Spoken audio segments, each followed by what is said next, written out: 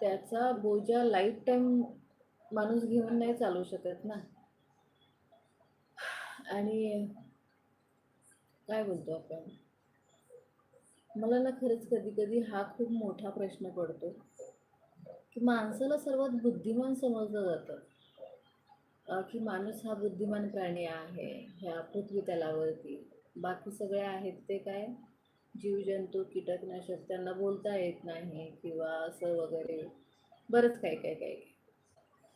पण खरंच जर माणूस बुद्धिमान प्राणी असता तर त्याला हम्म, त्याच्यासाठी हे कानून कायदे बनवायची गरज पडली असती का?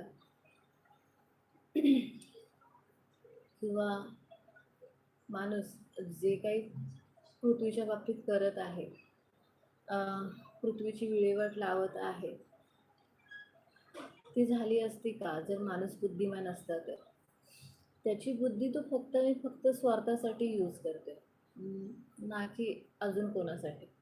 मग त्यापेक्षा ते जीवजंतूच परवडले, त्यांना बुद्धी नाही आहे पण ते फक्त काय बोलतं, स्वतःच्या जगण्यापुरतं पोटासाठी मिळवतात, कुठूनही कसंही, आणि नंतर मग ते मरून जातात.